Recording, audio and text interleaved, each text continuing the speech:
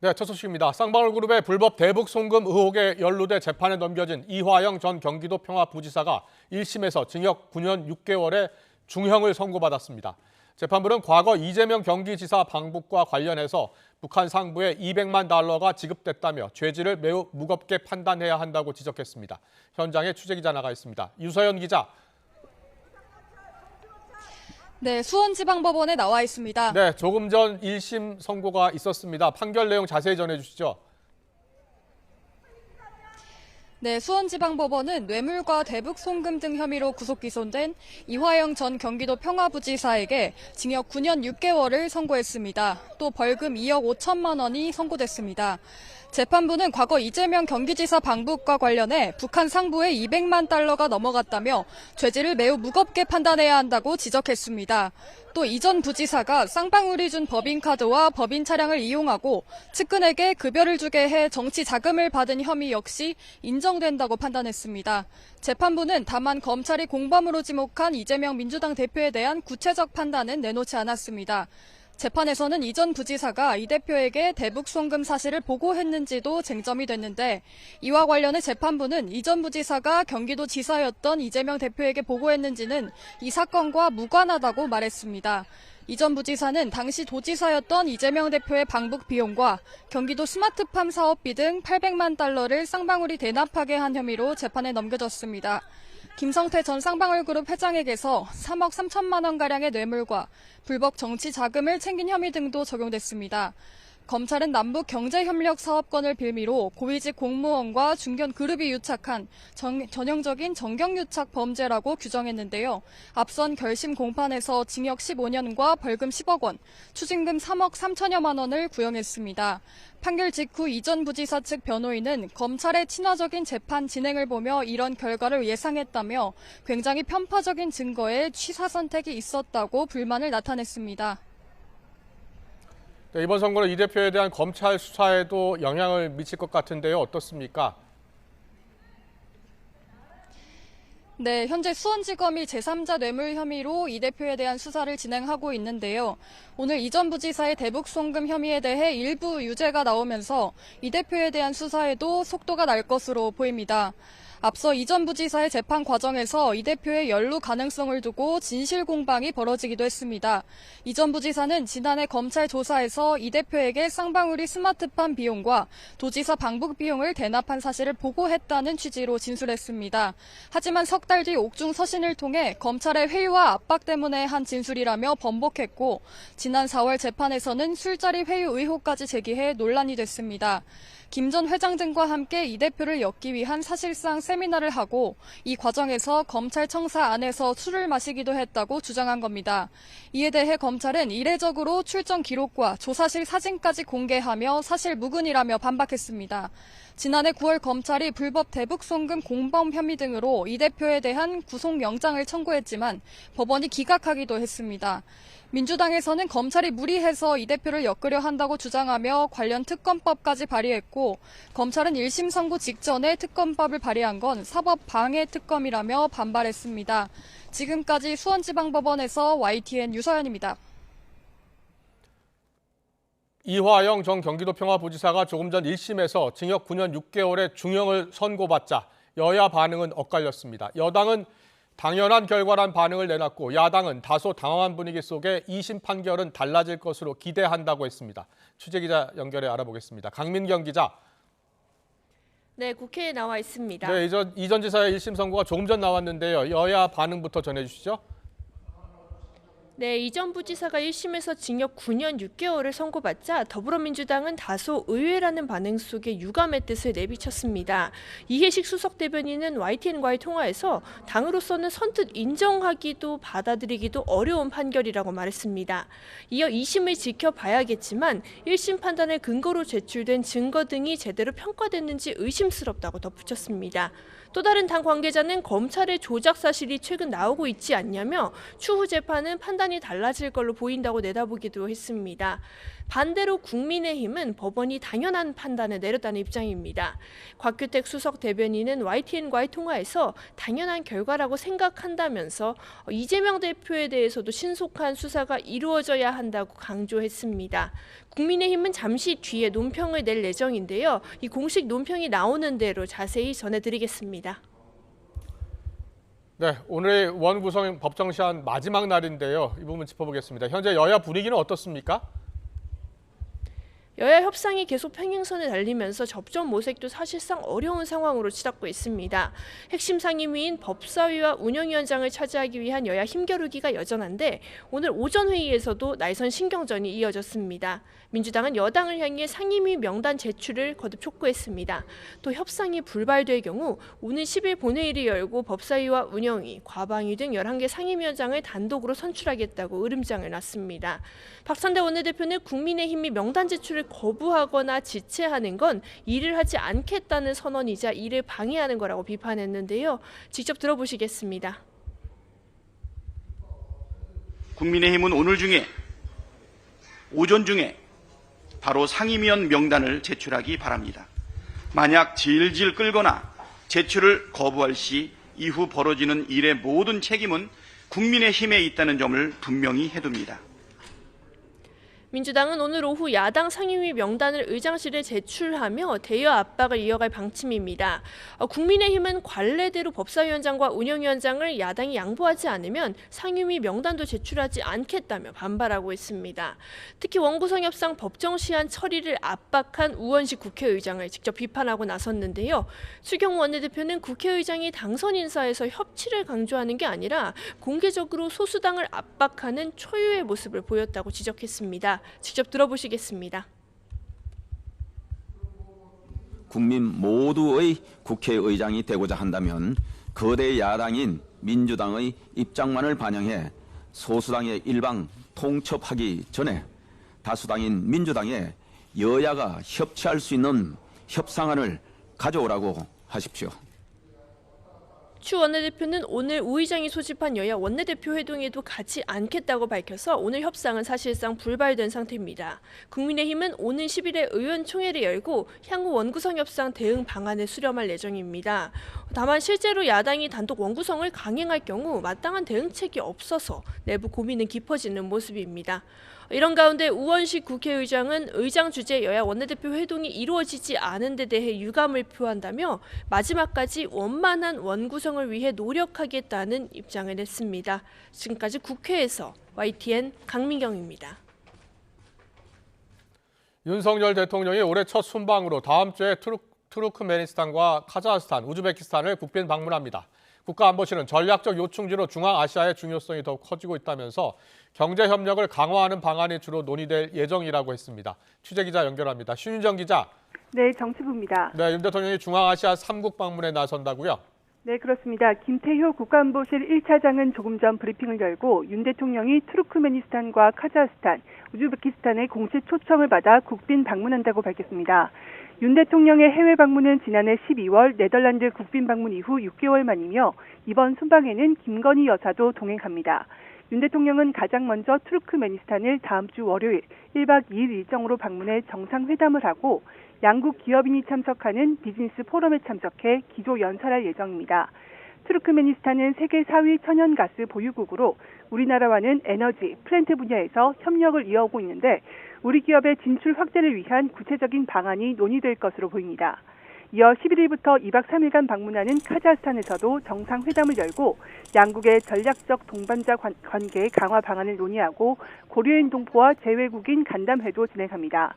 중앙아시아 5개국 가운데 국토 면적과 경제 규모가 가장 큰 카자흐스탄 방문에서는 특히 핵심 광물 분야에서 공급망 교류를 확대하는 방안이 심층 논의될 것으로 보입니다. 마지막으로 13일부터 2박 3일간 우즈베키스탄을 방문해서 정상회담과 협정 및 MOU 서명식 등을 진행한 뒤 15일 오후 귀국길에 오르게 됩니다. 중앙아시아 최대 인구 국가인 우즈베키스탄은 역내 최대 규모 시장과 풍부한 노동력을 보유해서 우리 기업에는 매력적인 투자처로 꼽힙니다.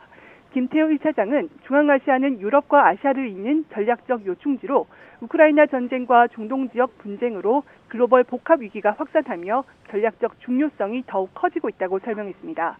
또 새 물류 거점으로도 주목받고 있고 고려인이 지금도 거주하고 있어서 우리나라와는 특별한 역사적 인연을 맺고 있는 곳이기도 하다고 말했습니다.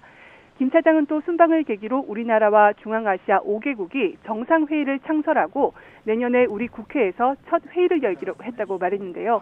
이와 함께 중앙아시아와 협력 관계를 강화하기 위한 외교 전략으로 한 중앙아시아 K-시크로드도 추진하기로 하고 동행, 융합, 창조를 협력의 3대 기본 원칙으로 공급망 협력 등 영내 경제 교류를 강화하는 데 초점을 맞출 거라고 설명했습니다. 박춘섭 경제수석은 중앙아시아의 잠재력에 비해서 양적, 질적으로 교류가 크지 않다며 이번 순방은 한국과 중앙아시아의 경제 협력 단계를 전면 확대 개편하는 계기가 될 것으로 기대한다고 말했습니다. 지금까지 정치부에서 전해드렸습니다. 동해의 심해가스전을 분석한 액트지오사의 아브레오 고문이 오늘 오전 열린 기자회견에서 이번 프로젝트가 매우 유망하다고 밝혔습니다. 하지만 경제성에는 리스크가 있다고 설명했는데요. 전문성 논란에도 직접 답했습니다. 취재기자 연결해 자세히 알아보겠습니다. 최하영 기자. 네, 경제부입니다. 네, 액트지오사의 고문이 동해의 석유와 가스 매장 가능성이 크다고 평가한 근거가 뭔가요? 네, 우선 액트지오사는 기존의 석유공사와 호주업체가 시추공을 들었던 세계 유정의 자료를 분석했습니다. 이 유정들이 왜 실패했는지 분석했고 여기에 기반해 더 규모가 있는 가능성을 새롭게 찾아냈다는 겁니다. 그래서 매장이 유력한 것으로 보이는 유망구조 7개를 도출한 것이라고 밝혔는데요. 아브레오 고문의 말 직접 들어보시죠. The Ulan Basin is highly prospective.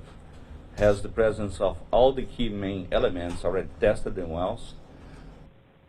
이와 함께 아브레오 고문은 성공률 20%는 높은 수준이라며 유망 구조를 7개 도출한 만큼 가능성이 큰 것으로 전망했습니다. The answer is, don't get me wrong, it's still risky, right?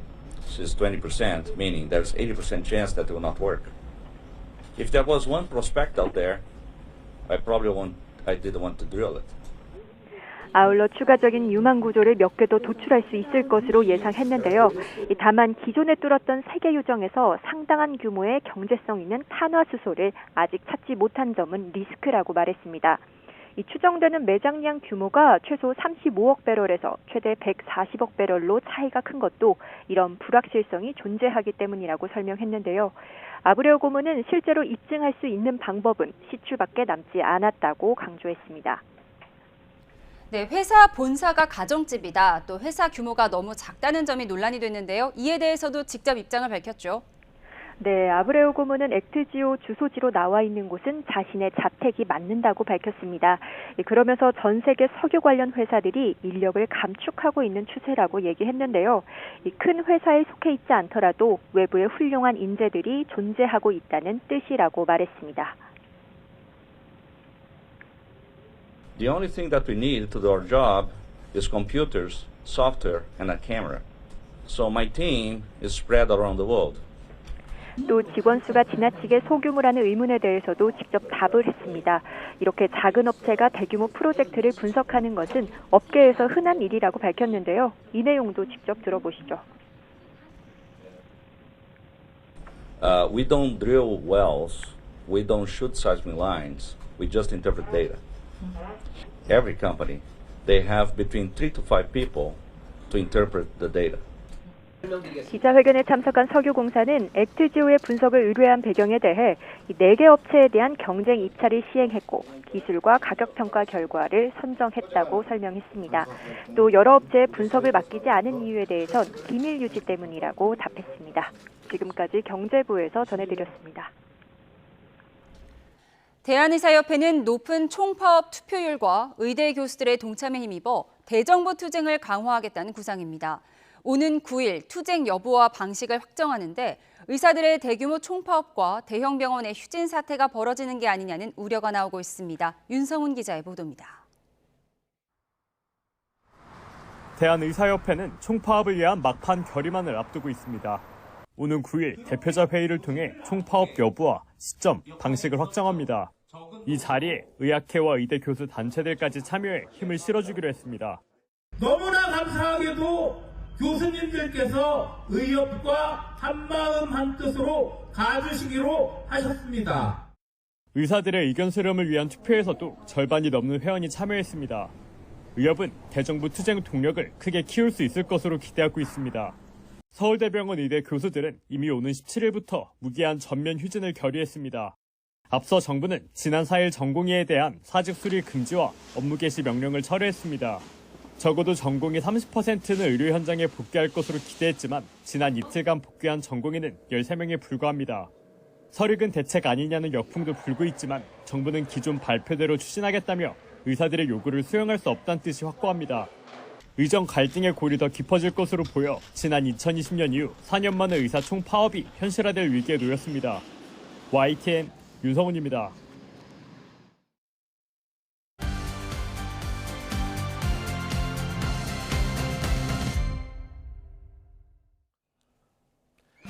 윤석열 대통령이 지난주 포항 영일 만에 최대 140억 배럴의 석유가스 매장 가능성을 발표하고 또 매장 분석을 담당한 액트지오사의 고문이 오늘 기자회견을 열어서 설명에 나섰지만 여야 공방은 더 거세질 것으로 보입니다. 더불어민주당 이재명 대표는 전날 SNS에 실패한 부산 엑스포가 자꾸 떠오른다면서 뜬금없는 산유국론을 철저히 점검해야겠다고 했고 정청래 최고위원은 오늘 호주 최대 석유 개발 회사가 작년에 왜 철수를 했겠느냐면서 의문을 제기했습니다. 반면 국민의힘 추경호 원내대표는 민주당이 국익에도 정치적인 접근을 하고 있다면서 좀스러운 행태라고 맞받았고 성일종 사무총장은 대한민국 발전을 저주하는 고사를 지내는 것 같다면서 산유국이 되는 게 그리 싫은가라면서 날을 세웠습니다. 오늘 정치호는 여야의 영일만 석유 공방 듣고서 시작하겠습니다. 그런데 이러한 희소식 앞에 민주당은 유독 죄를 뿌리기에 바쁜 것 같습니다. 이재명 대표부터 앞장서서 10중 8구 실패, 밑 빠진 독에 물 붓기 운운하면서 경제 과학의 영역을 정치 비방으로 폄훼하고 나섰습니다. 171석의 거대 다수당이 이렇게 좀스러운 행태를 보였어야 되겠습니까? 민생과 국익 앞에서도 정치적으로만 접근하는 야당의 모습이 참으로 안타깝습니다. Very strange, 매우 이상합니다. 세계 수준의 호주 최대 석유 개발회사 우드사이드가 한국 영일만 일대 심해 탐사 사업이 더 이상 가망성이 없다고 작년 1월 철수했다고 합니다. 두 회사의 본사 전경 모습입니다. 이것이 우드사이드이고 이것이 액트지오사 본사 사옥 건물입니다. 여러분들은 어떤 생각이 드십니까? 네, 오늘의 정치권 이슈 짚어보는 정치원 시간입니다. 여상원 변호사, 김상일 정치평론가와 함께 깊이 있게 짚어보겠습니다. 어서 오십시오. 네, 안녕하세요. 안녕하세요. 네. 오늘 이화영 전 경기지사 1심 선고도 나왔는데요. 잠시 뒤에 짚어보고요. 먼저 오늘 오전에 있었습니다. 액트지오 아브레오 대표 기자회견이 있었습니다. 관심이 아주 뜨거웠는데요. 아브레오 고문에 대한 그 회사에 대한 여러 가지 의혹도 제기가 됐었고요. 여러 설명을 다 했는데 앞서 보도를 해드렸으니까요. 거기에 대해서 어떻게 들으셨어요? 저는 의문이 풀리던가요? 아니요, 저는 여전히 의구심이 좀 남는데 예. 어쨌든 뭐 풀리는 부분도 있어요. 예. 왜냐면 저는 국회에서 이런 공공기관 감사나 이런 걸 많이 해봤지 않습니까? 예, 그래서 예. 처음에 처음에 왜 액트지오지? 이 부분에 대한 의구심이 굉장히 강했거든요. 근데 어쨌든 입찰을 통해서 했다고 하니까 예. 그 부분은 좀 제가 어느 정도 풀렸거든요. 아. 근데 그럼에도 예. 불구하고 공공기관의 특성상 제가 그동안 경험한 공공기관은 예. 작은 데는 잘 안 해요. 아. 왜냐하면 작은 데를 하면 특혜 논란이 일어납니다. 예. 그래서 저도 옛날에 그 예금보험공사와 관련해서 뭐 프로젝트가 있어가지고 어디를 뭐 굉장히 좋은 해법이 있어가지고 소개를 했는데 예. 거기서 그 해법을 인정했지만 안 했어요. 그 이유가 뭐냐면 예. 작은 데를 하면은 특혜 시비가 있기 때문에 국정감사 끌려다니고 그렇군요. 예, 뭐 예. 딴 데에서 시비 걸고 그러기 때문에 안 한다라고 예. 해가지고 그런 시비거리가 없는 데를 일반적으로 합니다. 아.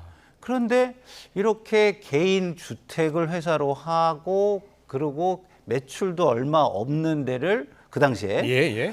그런 데를 왜 했을까라는 의문은 여전히 남는 부분이 있고요. 예. 또 하나는 앞서 이곳을 조사하다가 나간 호주 회사는 예. 규모가 어마어마하게 크단 말이에요. 우드사이드라는 호주 회사죠. 예. 그 회사 같은 경우는 그러면 왜 아무리 구조조정을 한다고 했는데 예. 이렇게 유망한 거를 알아보지 못하고 나갔을까라는 의구심이 또 생길 수밖에 없는 대목이라고 보기 때문에 저는 조금 더 석유공사를 대상으로 산자부를 대상으로 국회에서 빨리 현안 질의를 열어가지고 국민의 의구심을 좀 더 해결해 주셨으면 좋겠다 이런 생각이 들었습니다. 그 석유나 가스의 존재 여부에 대한 자체 분석 평가는 어떻게 들으셨어요? 그러니까 이제 그거는 전문가의 영역이니까 그건 당연히 인정을 해줘야 하는 것인데요. 문제는 뭐냐면 그 아브레오 박사만이 전문가는 아니잖아요. 그러니까 호주의 우드사이드도 어쨌든 전문가고 그리고 우리 국가의 입장에서는 이게 엄청난 혈세가 들어가는 거 아니겠습니까? 그런 거에 대해서 왜 그러면은 이렇게 소규모의 한 군데의 의견만을 절대적으로 신뢰해가지고 일을 추진해야 되는가? 이 정도의 규모의 돈이 들어간다면 몇 군데 정도를 더 해가지고 해야 논란도 없을 텐데 추진되는 이 방식이나 이런 거는 제가 그동안 국회에서 경험한 공공기관의 모습과는 상당히 좀 배치가 된다는 측면에서 의구심이 완전히는 해소가 되지 않았다 이렇게 말씀을 드릴 수 있겠습니다. 알겠습니다. 잘 들었습니다. 여성원 변호사님, 뭐 야당에서 계속 문제 제기하고 있는 것 중에 하나가 왜 이렇게 작은 회사를 선정했느냐예요. 물론 설명은 있었습니다만 그래도 좀 의문이 남는다는 그러한 지적에 대해서는 어떤 생각이세요? 지금 그 대기업들 우리나라 대기업들이 이제 사건 생기면 법률 문제, 이 대형 법인이 입찰할 수 있도록 규정을 해놨어요. 그래 소형 법인은 잘 접근을 못 하는데 제가 볼 때 이런 지금 시추 문제는 정말 전문적이고 진짜 1200m 해저에 있는 석유를 탐사하는 건데 그래서 아까 우리 김 평론가 말씀대로 이게 나중에 국회에서 전부 다 그 감시를 받고 감사원도 감시를 할 나라 건데 예산이 들어가야 되는 액트지오가 저 하겠습니다 한다고 해가지고 너 해라는 아닐 거예요. 이게 국가의 일을 갖다가 그런 식으로 하진 않을 건데 아마 그 산자부나 석유공사에서 이 액트지오가 제시하는 여러 가지 기술적인 어떤 의견을 들었을 겁니다. 그러니까 이 사람들이 자기들 가능하다. 그리고 이게 시추가 그리고 20%의 확률이 있다고 그랬지 않습니까? 20%라는 게 일반 사건에서는 아주 낮은 확률이죠. 80%가 실패인데 그렇지만 석유 탐사라는 건 특히 해저 석유 탐사는 북해 석유 같은 경우 3%의 확률입니다. 그런 걸 뚫고 했는 건데 결국은 이거는 우리가 지금 한 공에 1000억이 든다 그러죠. 이걸 가지고 몇 개 뜰지는 아직 모르겠습니다만은 그게 15개 뜰으면 5천억, 6천억 되는데 이게 만일에 성공해가지고 국회 유전도 필립스가 6개 실패하고 7개째 뚫어가지고 성공했고 엑슨모빌은 30개를 뚫어서 다 실패하고 물러나 버렸어요. 엑슨모빌이 훨씬 엄청난 메이저 석유 회사인데요. 그런 일이 있어가지고 이게 그 정부로서는 물론 돈 들죠. 들지만 이게 성공했을 경우에 엄청난 국부를 가져올 수 있기 때문에 이런 선택을 한 게 아닌가 그런 생각이 듭니다. 알겠습니다. 이와 관련해서 이제 산업부와 한국석유공사는 이 우드사이드라는 호주 최대 석유 회사가 유망 구조 단계에 이르지 못하고 철수한 것에 대한 질문이 있었거든요. 그랬더니 우드사이드 자체 결정이었고 액트지오가 새롭게 유망 구조를 도출한 것이다라는 주장을 했고요. 반면에 우드사이드는요. 더 이상 장래가 없는 광구에서 철수했다는 입장을 밝혔습니다. 그렇죠. 그러니까 제가 이게 그 전문가마다 의견이 다를 수 있다고 생각해요. 왜? 확률이기 때문에. 그러면 이 확률 게임에 어마어마한 돈을 쓴단 말이에요. 그럼 국민의 지지가 절대적으로 중요한 거 아니겠습니까? 그러면은 왜 한 군데만 했을까라는 게 저는 의구심이 드는 거예요. 왜? 또 한 군데는 아니라고 얘기했죠. 여기도 전문가잖아요. 그리고 지금 아브레오 박사 여기도 전문가예요. 그러니까 여기도 믿어야 되겠죠. 그렇지만 가능성이 없다라고 얘기한데도 믿어야 될 거예요. 그러면 해서 그러면은 되느냐? 그것도 역시 또 확률 게임이에요. 안 될 수도 있는 거예요.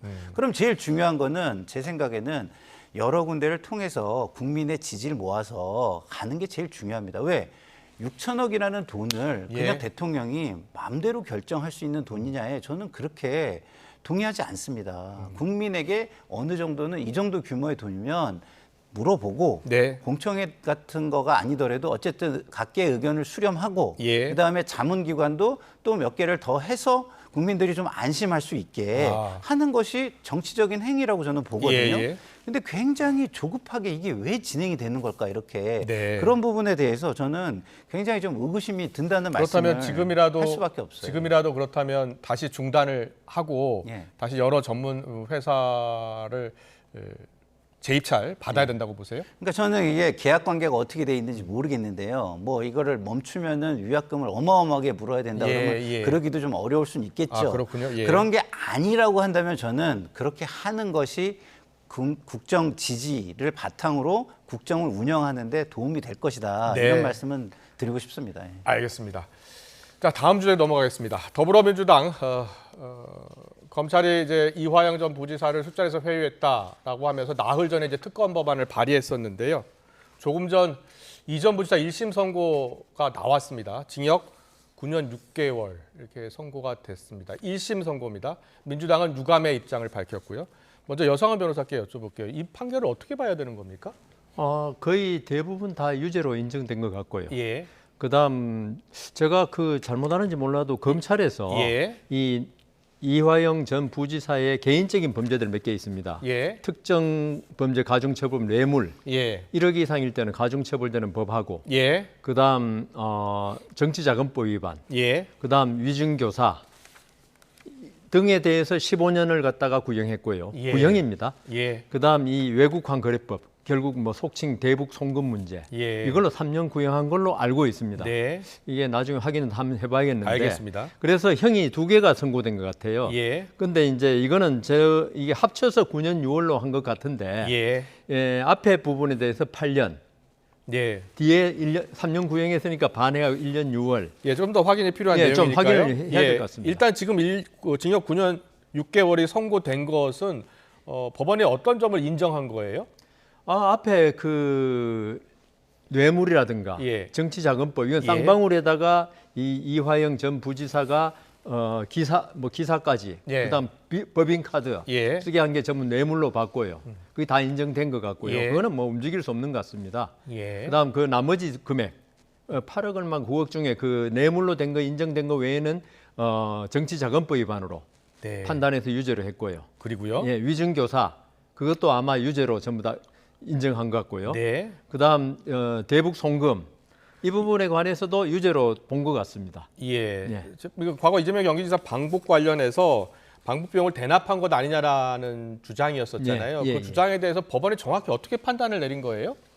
그러니까 이게 저는 지금 제가 보도 자료를 지금 보고 있거든요. 이게 지금 공보 판사 차은주 해가지고 지금 나와 있는데 뭐라고 피고인 이화영 정치자금법 위반죄 징역 1년 6월 특정 범죄 가중처벌 등에 관한 법률 위반 뇌물죄 등 징역 8년 벌금 2억 5천만 원 추징 3억 2,595만 원. 그걸 다 합치니까 이게 9년 그렇죠. 6개월이 9년 6개월이 된 거고. 예. 근데 이제 마지막에 스마트팜 비용 대납 관련 무허가 지급으로 인한 외국환 거래법 위반의 점은 무죄. 이렇게 돼 있거든요. 그렇지. 지금 이게 좀 더 해석이 필요하다는 말씀이신 것 같은데요. 그러니까 이거는 좀 더 해석이 저는 그리고 지금 말씀하신 것 중에 뇌물 8년 그다음 정치자금법 1년 6월 그거는 형을 따로 할 수가 없는 게요.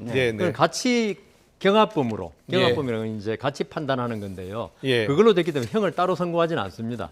합쳐서 선고하지. 그 공보 판사가 지금 한 게 아마 기자분들이 이제 속보로 띄우다 보니까 이게 정확하지는 않은 것 같습니다. 지금. 네, 알겠습니다. 우리 YTN 취재 기자 연결 때는 이번 1심 선고가 이 대표에 대해 연관된 수사가 진행되고 있는 만큼 정치권에 미칠 영향도 적지 않느냐는 그런 질문에 수원지검이 제3자 뇌물 혐의로 이 대표를 수사하고 있나 봐요. 그러니까 아마 이 대북 송금을 이화영 전 부지사에 대해서는 외국환 거래법 위반으로 본 것 같고 이재명 대표에 대해서는 본인이 대북 방문 목적이라든가 그다음 스마트팜 비용이 왜 그런지는 모르겠지만 그 비용을 쌍방울로 하여금 대신 납부하겠다. 자기가 납부해야 될 걸.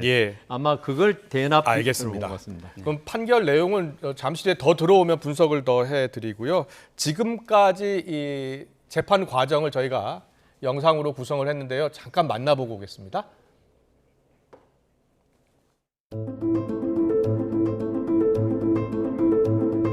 이재명 대표가 측근으로 알고 있는데요. 이재명 대표하고 걸려있는 사건입니까? 혹시 그 법인카드 받아가지고 이용했다는 혐의 인정하십니까?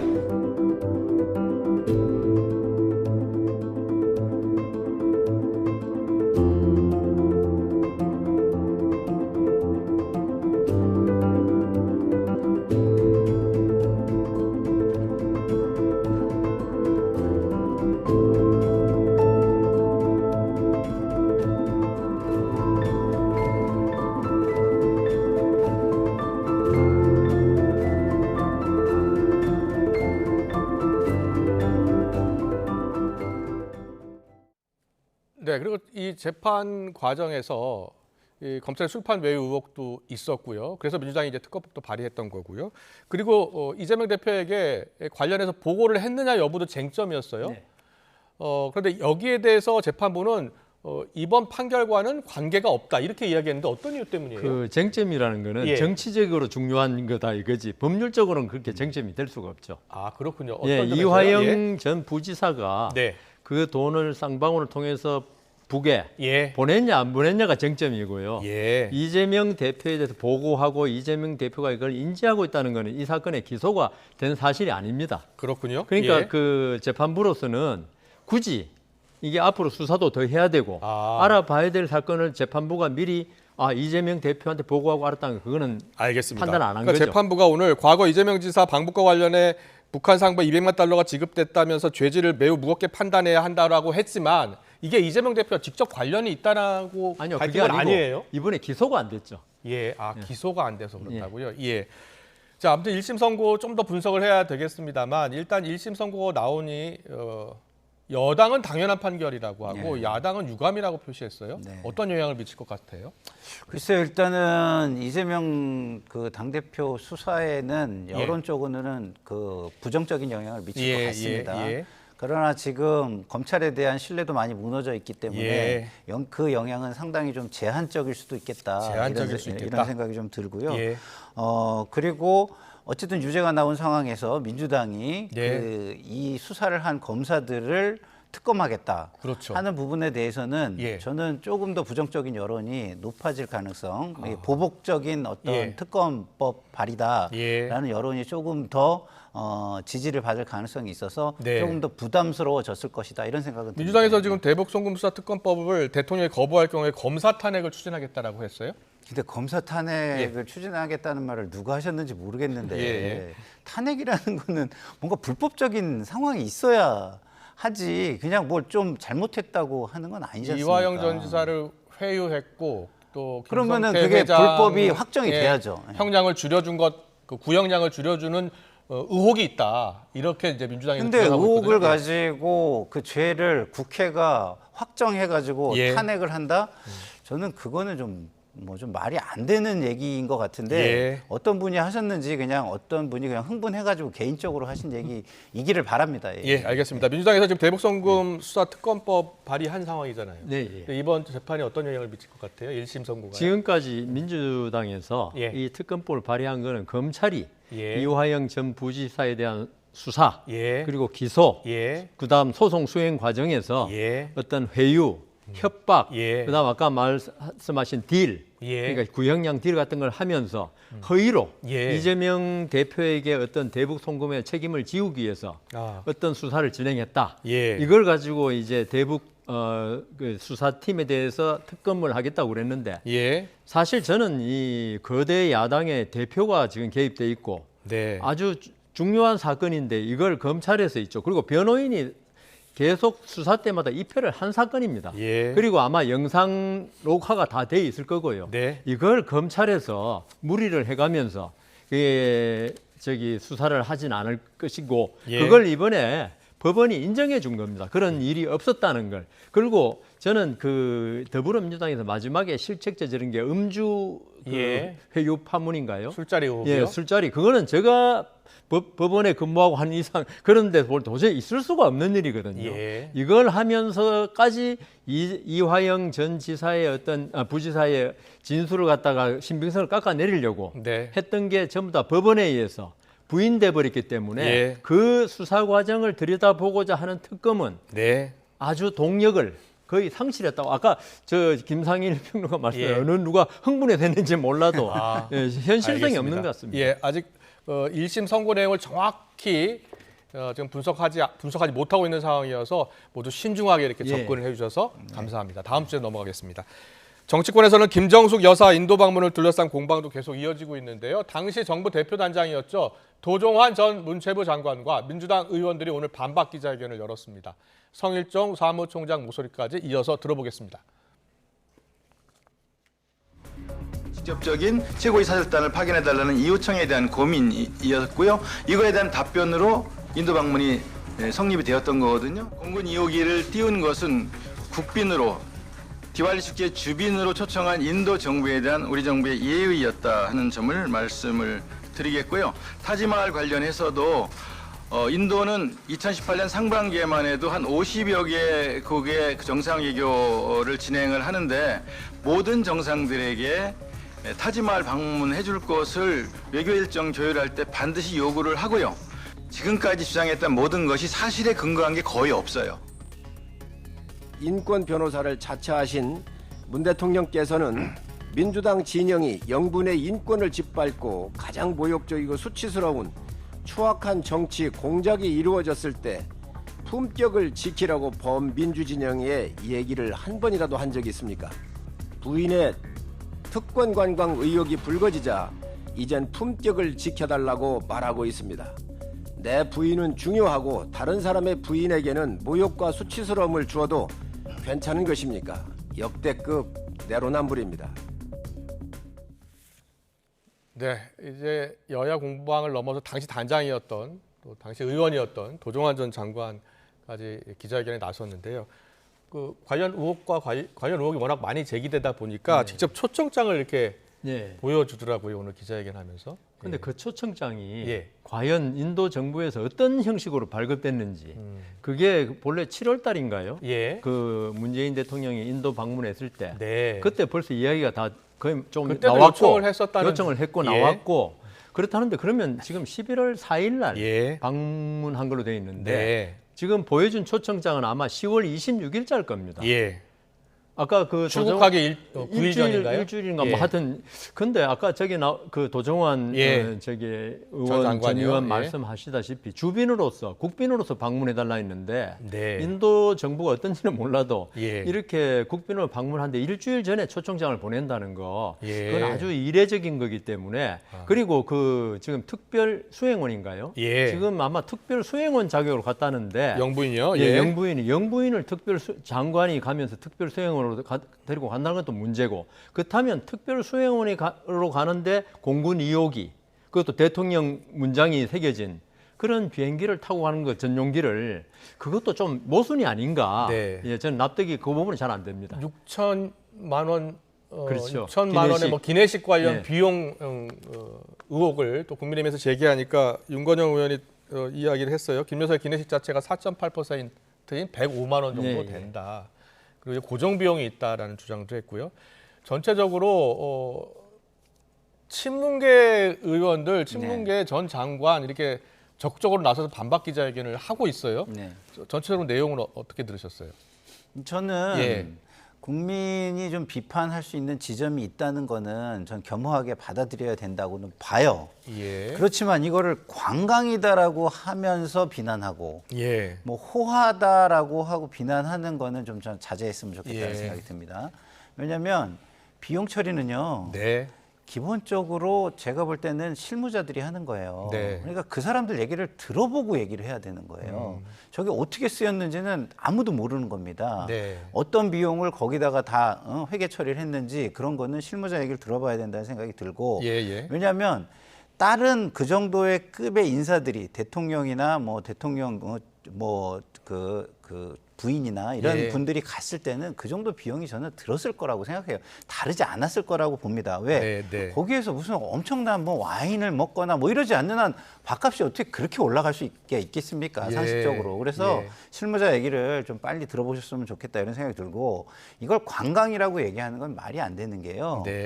자, 본인이 거기에 타지마를 간 거는 비난의 여지가 있다고 저는 봅니다만 주 목적은요. 어쨌든 결과적으로 초청을 받았고 초청 받아서 간 거는 맞은 겁니다. 그게 중간 과정에 부적절한 어떤 비판 받을 일이 있든 없든 간에 결과를 놓고 보면은 그렇게 된 겁니다. 그러면은 결국은 인도에서는 대통령 부인이 왔기 때문에 더 좋았다라는 건 맞는 거예요. 왜냐하면 우리가 윤 대통령 취임식에 세컨 젠틀맨이 왔습니다. 네? 미국에서 배려를 했다 그랬어요. 그렇잖아요. 고위급 인사 중에 보내려고 하다 보니까 이 장관 정도는 좀 안 될 것 같고 좀 더 성의 표시를 하려면 그래도 의미 있는 사람 이렇게 해서 보낸 거 아닙니까? 근데 그건 우리가 인정을 해줬어요. 세컨 젠틀맨이 왔다고 막 언론에서도 얘기하고 나라에서도 좀 이렇게 배려를 받았다고 했습니다. 인도도 똑같이 반응을 했어요. 그 당시에 신남방 정책이라는 걸 주요하게 추진할 때입니다. 그러면 외교적으로 간 것이다라는 건 인정을 하고 거기에 좀 부적절했다라고 얘기하는 게 좀 맞는 것 같고요. 그리고 이런저런 게 모여가지고 정권 심판이라는 또 책임을 그거에 대한 후과를 진 것도 있다 이런 말씀을 드리고 싶습니다. 국민의힘에서는 지도부 차원에서는 적극적으로 나서지 않고는 있는데 개별 의원들이 특검을 요구하더라고요. 거기에 대해서는 어떤 생각이세요? 제 생각에 아까 좀 전에 말씀하신 대로 이 문제가 어떻게 보면 사소한 문제인데 그 문재인 대통령 전 대통령 측이나 더불어민주당에서 이걸 계속 감싸려다 보니까 이게 좀 사리에 닿지 않는 모순적인 게 계속 나오면서 지금 좀 전에 말씀하신 기내식 문제도 사실 지금은 이제 물론 대한항공이나 비용 내역을 뽑아봐야겠지만 국민들 입장에서는 이게 좀 안 와닿지 않죠. 그 3박 4일 가는데 기내식을 6천만 원씩 먹어? 50여 명이 4끼 먹는데 6천만 원 넘게 이게 나오는 게 초호화판 맞느냐? 아니냐 이렇게 나오니까 국민의힘 쪽에서 아직 사실관계가 불명한 마당에 이걸 갖다가 바로 특검으로 하기보다는 국민의힘에 지금 뭐 김민전 의원이 아마 처음에 꺼냈던 것 같은데 아마 의원들 개인적으로 한 다음에 사실관계가 계속 밝혀지면은 거기서도 문제가 분명히 있다 하면 아마 국민의힘 쪽에서 정식으로 당 차원에서 특검법을 발의할 것이 아닌가 이렇게 생각됩니다. 문재인 전 대통령이 연 이틀 계속해서 입장을 내고 있잖아요. 좀 품격 있는 정치를 했으면 좋겠다라는 또 입장까지 냈고요. 근데 저는 문재인 대통령이 나서는 건 아니다. 더불어민주당에 지금 친문의원이 있습니다. 오늘 이석현 의원도 아마 그런 말을 했고요. 그쪽에서 대응해야지. 아니 이게 제3자의 문제 같으면은 대통령이 그러지 마라. 국가 원래로 살 수 있지만 바로 부인의 문제거든요. 여기에 대놓고 품격 있게 하라. 이게 품격의 문제하고 이게 정당하냐 아니냐 문제는 별개의 문제거든요. 아무리 정당해도 품격이 없을 수 있고 그 반대도 있을 수 있는데 그래서 문재인 대통령은 저는 뭐 이번에 사실 그 자서전인가 회고록인가 그것 때문에 문제가 촉발된 면도 있는데 좀 가만히 계셨으면 좋겠다는 생각이 듭니다. 문재인 전 대통령 계속해서 입장을 낼 것 같습니까? 어때요? 저도 계속 내지 않으셨으면 좋겠어요. 근데 계속 내실 수도 있다는 생각이 드는 게 국민의힘의 공격이 좀 약간 유치하고 과도하다는 생각은 저도 듭니다. 그렇기 때문에 이제 화가 나신 것 같은데 그럼에도 불구하고 본인이 원로잖아요. 그러니까 좀 자중하시는 게 좋겠다 이런 말씀을 드리고 싶고 국민의힘은요. 국민의 시각이 본인들을 지지할 거라고 지금 착각하는 것 같은데요. 자 보세요. 지금 살아있는 권력이자 현재의 훨씬 더 중요하다고 생각하는 김건희 여사와 관련된 부분은 한마디도 안 하면서 김정숙 여사한테 매달리고 있어요. 그럼 국민들의 시각이 이게 좋게 보겠습니까?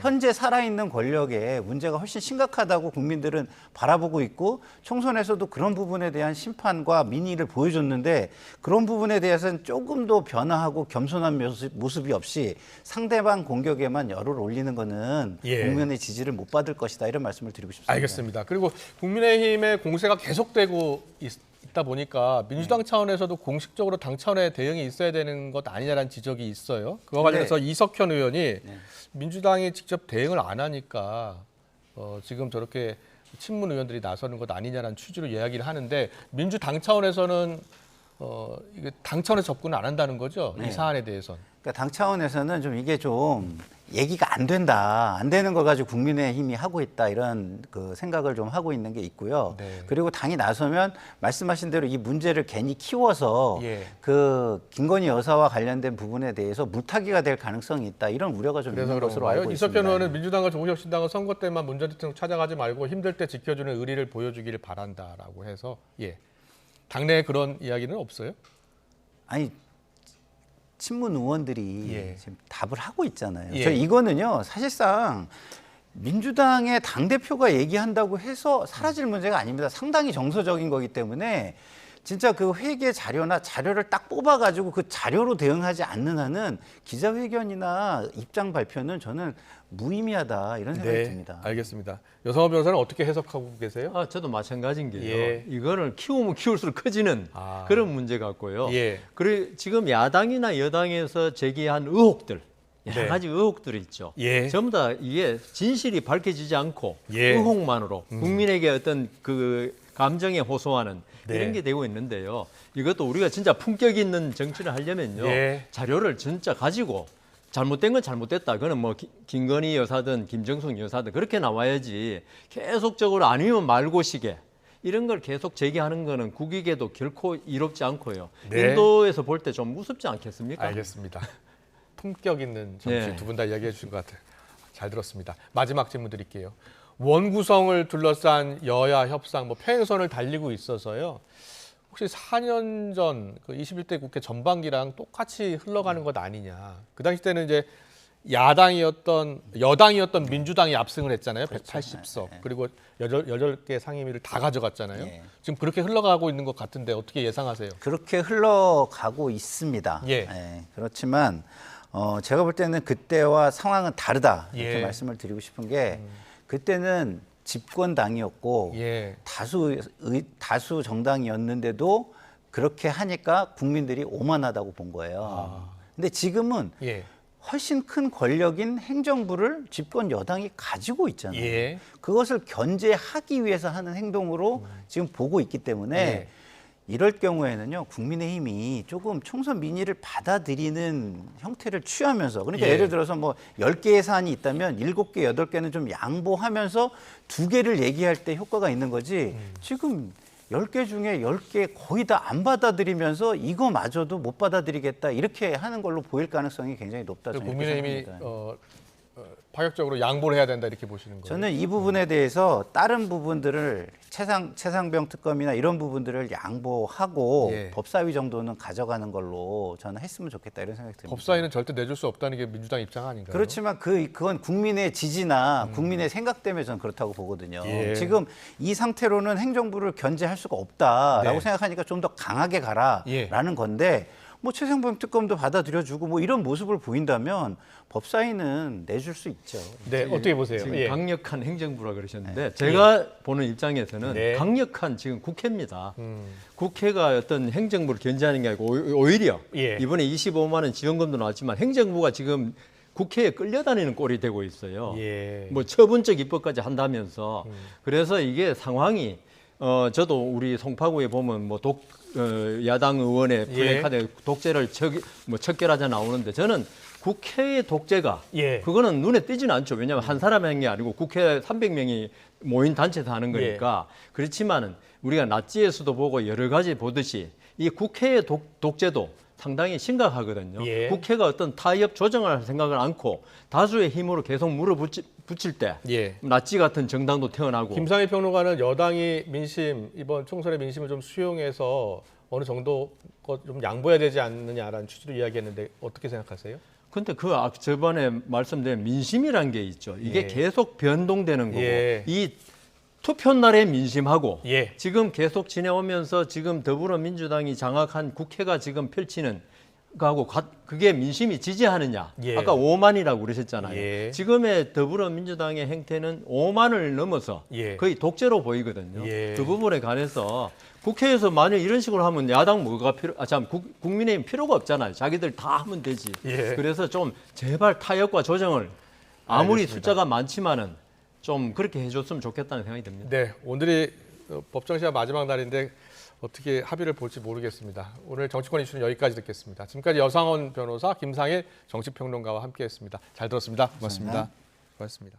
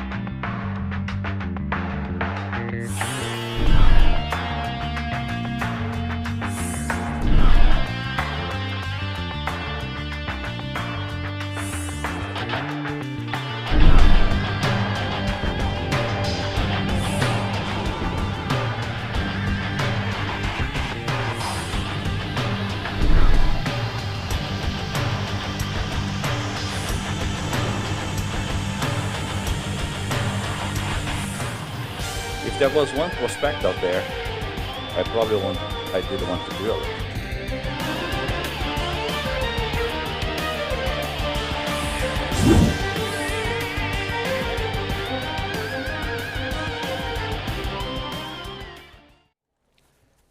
네, 동해 심해 석유가스 매장 분석을 담당한 미국 액트조사의 아브레우 고문이 대왕거래 프로젝트의 유망성이 상당히 높다라고 주장을 했는데요.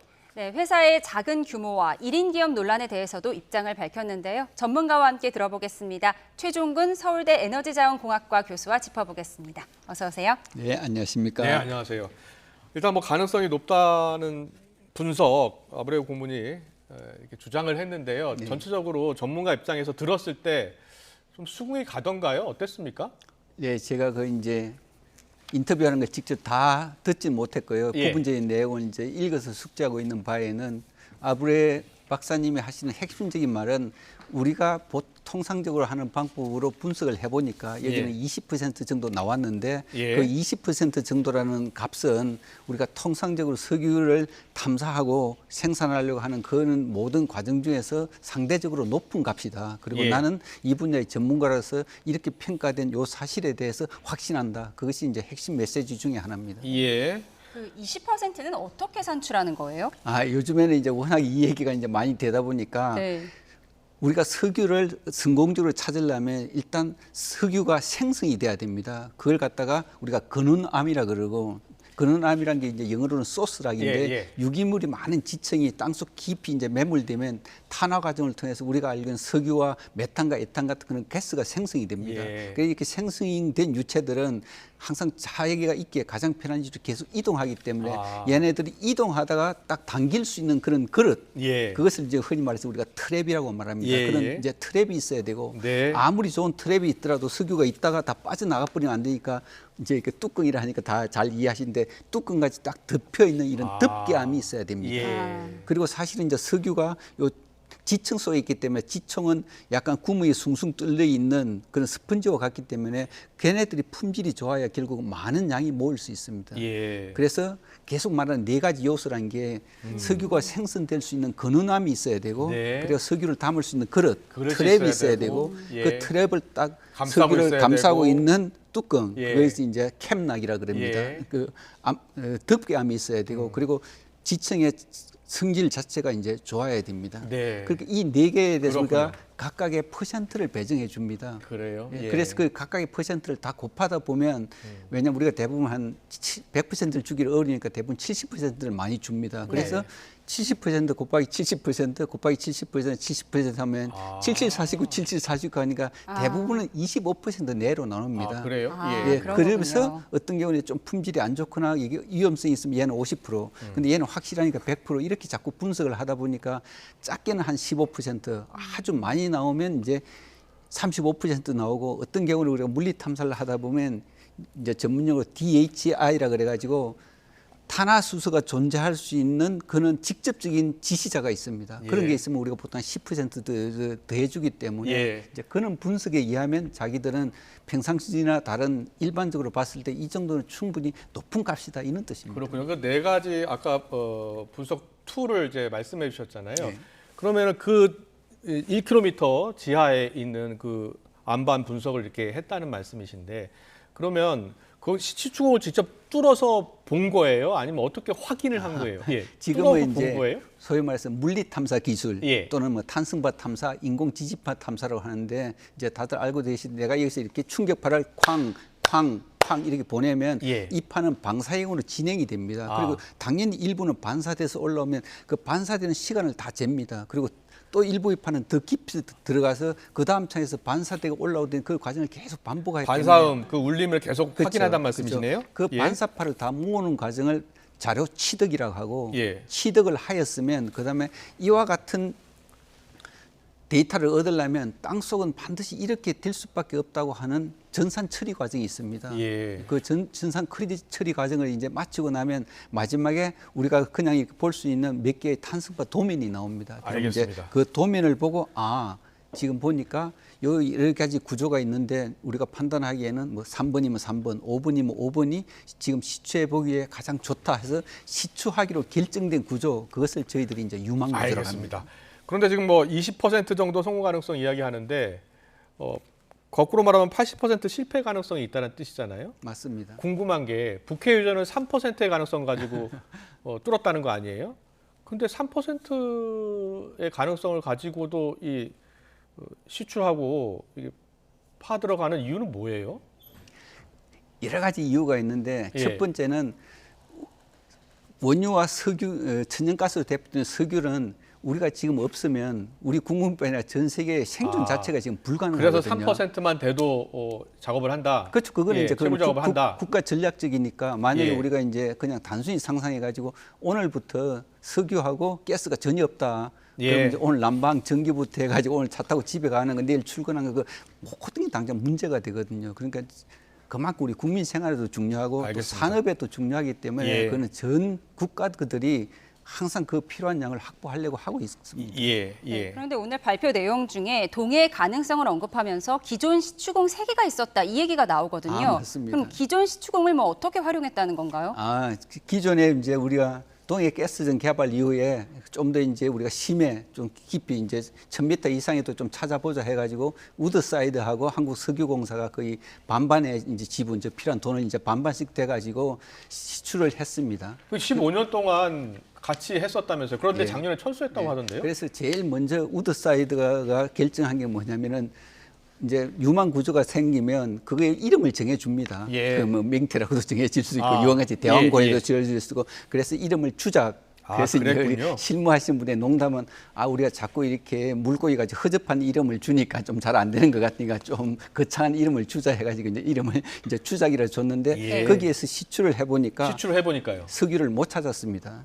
못 찾았군요. 그래서 이제 아브레 박사님 그 인터뷰 내용 중에서 제가 이제 확인한 내용에 의하면은 자기들이 그 자료를 다시 한번 검토를 해보니까 여기는 아까 말씀드린 그릇이 되는 트랩 구조가 본래 없었다. 그렇기 때문에 여기는 없는 게 당연하다. 그러고 나서 다시 이제 2012년이고 2015년에 홍계라는 구조를 다시 시추를 했습니다. 그 홍계라는 시추를 해보니까 가스를 찾았습니다. 그런데 이제 이미 이제 나온 내용처럼 그 성분을 자세히 분석해 보니까 우리가 찾는 메탄이나 에탄이 아니고 이산화탄소가 들어있었던 거예요. 그러니까 이산화탄소는 지금 땅속에 묻어야 되는 상황이니까 개발할 수 없으니까 이제 그 사업은 취소를 했는데 아브레 박사님의 강조점은 두 번째 시추공을 보니까 일단 석유를 담을 수 있는 트랩 구조는 있다. 그리고 덮개 하면 안전하게 잘 덮여 있어서 얘네들이 빠져나가지도 않는다. 그리고 석유 동해 가스전이나 이제 이런 걸 보니까 석유가 생성될 수 있는 근원함이 지유에 있다. 그럼 결론적으로 생긴 석유는 당연히 어디인가는 모여 있을 거잖아요. 그래서 자기들이 이제 석유공사에서 우리가 이런 자료를 가지고 있으니까 이 자료를 가지고 조금 더 해석하고 평가할 그런 분들을 모은다 하니까 자기들이 이제 입찰을 해가지고 되었다 그랬거든요. 예. 근데 입찰은 당연히 아시는 대로 뭐 우리가 이런 일을 하겠고 이 정도 가격에 하겠다 하니까 그래서 이제 자기들하고 자기들이 가지고 있는 네트워크 그리고 이제 그래서 평가를 해보니까 일단 트랩에 문제가 없는 것 같고 저류층에 이제 되는 근원함에 문제가 없는 것 같고 그리고 우리가 파악한 구조에 의하면 득기함도 문제가 없는 것 같으니까 나는 이 결과를 확신한다 이 뜻입니다. 그러니까 이 사람은 이분이 말씀하시는 건 여기 팔면 무조건 20%가 있고 또 그 20%니까 5번 하면 성공한다 이런 뜻이 아니고 내가 본 자료에 의하고 내 경험과 내가 분석한 방법에 의하면 20이 나온 얘를 나는 확신한다 이런 뜻입니다. 그런 뜻으로 그럼- 해석해야 되네요. 네, 맞습니다. 액트지와 우드사이드의 이 판단이 달랐던 가장 결정적인 이유가 뭐라고 보세요? 여러 가지 이유가 있겠지만 이제 우드사이드는 자기들이 이제 자료를 얻어가지고 단순히 자료를 얻었으면 그다음에 처리를 하게 되거든요. 처리까지 하고 나서 그 후에 이제 심층 분석이나 이런 거는 이제 안 갔을 수가 있고요. 왜냐하면 어차피 이제 철수할 마음이 만약 있었다면 어차피 우리가 이거 시추하지 않을 상황에서 유망 구조를 더 찾는다는 건 특별한 이제 의미가 없을 수도 있고요. 그 후에 그렇군요. 이제 또 2022년인가 석유공사에서 추가적으로 자료를 또 얻었습니다. 그걸 이제 시어워터라는 굉장히 큰 회사를 통해서 얻고 거기서도 내가 자료를 처리하고 취득하고 처리한 그 결과하고 또 여기는 저는 이제 이미 그 처리된 결과를 우드사이드에 이제 액트 지오에 맡겨서 이제 해석만 했는 줄 알았는데 그 발표에 의하면 자기들이 필요한 부분을 재처리했다고 그러거든요. 그러니까 자기들도 기존 자료도 받았지만 나름대로 재처리도 하고 분석하고 보니까 괜찮은 유망 구조가 이제 아예 이제 언급이 되어 있죠. 그래서 이제 7개를 자기는 찾았고 그 7개 중에서 만약에 석유가 다 들어있다면 아까 자꾸 이제 언급되는 그런 말같이 140억 배를 뭐 적어도 한 35억 배를 있다는 거니까 그거는 이제 숫자적으로는 굉장히 큰 숫자입니다. 왜냐하면 지금까지 뭐 그런 큰 유전이 사실 많이 없었으니까요. 그렇지만 이제 자기는 요 전체적인 분석이나 이런 게 보면 자기는 누구한테도 말할 수 있게 확신한다 이제 이런 뜻입니다. 네, 이런 그 석유나 가스의 매장을 분석하려면 회사의 규모가 좀 커야 되는 것 아니냐 상식적으로 생각을 하면요. 근데 그 이번에 철수한 호주 회사는 상당히 크더라고요. 상당히 큰 회사죠. 근데 그 회사가 아니 이렇게 작은 회사에서 분석을 했다고 하니까 왜 큰 회사는 떠났다고 하고요. 국민들 입장에서는 좀 부족한 거 아니야? 이런 생각이 들 수밖에 없거든요. 이제 우리가 석유를 탐사하는 게 이제 exploration이고 생산하는 게 이제 production인데 그걸 합해서 우리가 E&P 또는 E&P 사업 또는 E&P 기업, 엑슨모빌 같은 게 다 대표적인 이제 E&P 기업이면서 이제 정유까지 하는 그 인테그레이트 되어 있는 이제 종합적인 기업인데 우드사이드는 석유 E&P를 하는 거대한 회사입니다. 호수에 있는. 그러니까 그분들은 왜냐하면 각각의 팀들을 데리고 석유 탐사도 하고 생산도 하고 다른 투자도 하는 생산까지 다 하는 거예요? 투자까지 다 하는? 당연하죠. 그러니까 소위 말하는 글로벌 대기업이 건 거고 우리가 지금 얘기하는 것은 석유 사업을 하다 보면 각 기술적으로 필요한 많은 것들이 있습니다. 그 필요한 것들의 기술을 도와주는 서비스 회사가 있습니다. 그리고 우리가 보면 이제 슬럼버즈라든지 할리버튼 이런 것들은 막 세계적인 공룡 같은 대기업이고 그분들은 못하는 게 없습니다. 하나에서 10까지 돈만 주면 다 해준다 이런 거고 이제 나머지 기업들은 그게 굉장히 자료의 취득, 뭐 해석, 평가 이렇게까지 이제 특화된 기업입니다. 알겠습니다. 오늘 아브라함 고문 인터뷰 내용 중에 기자회견 내용 중에 이 리스크 이야기를 하더라고요. 불확실성도 이야기하고요. 그렇죠. 어떤 리스크, 어떤 불확실성이 있는 거예요? 그래서 이제 그 세계 유정을 얘기하면서 첫 번째는 해석이 완전히 잘못됐기 때문에 그릇이 없는데 뚫었기 때문에 없는 게 당연하고 두 번째는 그릇도 있고 있는 그 모든 과정을 봤을 때 이것은 석유를 찾지 못하지만 탐사 입장에서는 성공한 케이스다. 그리고 이제 방어 구조를 2021년에 또 시출을 했습니다. 거기는 이제 땅속의 압력이 너무 높아가지고 결국 이제 우리가 목표 심도에 도달하지 못했는데 그러니까 그 세 개의 경우를 보면은 그릇도 있고 득기함도 잘 돼 있고 석유도 어딘가는 생성이 됐겠죠. 왜냐하면 우리가 동해 가스전을 보니까 그 모든 것을 다 하니까 아까 말한 그 4개 요소는 다 있는 것 같은데 결국 아직은 석유를 찾지 못했죠. 그러니까 우리가 세계를 시추했던 그동안 시추한 것 중에서 석유나 가스를 심해에서 직접 찾지 못한 것은 잠정적인 위험 요소다 이런 뜻입니다. 그렇군요. 네, 마지막 질문 드리겠습니다. 오늘 기자회견으로 결국 국민들이 그동안 가졌던 의문점 해소될 거라고 보십니까? 부분적으로는 해소가 됐을 텐데 왜냐하면 이제 EMP가 이루어지는 모든 절차라든지 또는 이제 회사 규모라든지 그런 것에 대해서 다 알 수가 없기 때문에 아마 그럴 수도 있겠는데 근데 잘 모르겠다. 약간 이 정도 될 가능성이 되게 많은 것 같습니다. 네, 알겠습니다. 오늘 여기까지 듣겠습니다. 최종근 서울대 에너지자원공학과 교수와 함께 짚어봤습니다. 고맙습니다. 고맙습니다. 네, 감사합니다.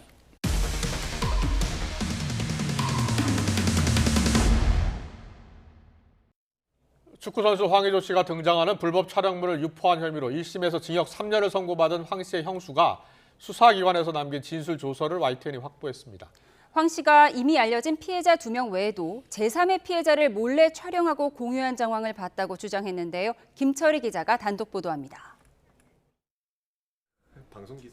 황의조 씨 관련 영상을 유포했다가 1심에서 징역 3년을 선고받은 황 씨 형수 이모 씨.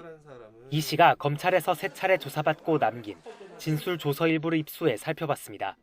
조서에서 이 씨는 황의조 씨가 알려진 피해자 외에 다른 여성도 몰래 촬영하고 이를 지인에게 유포한 정황을 목격했다고 주장합니다.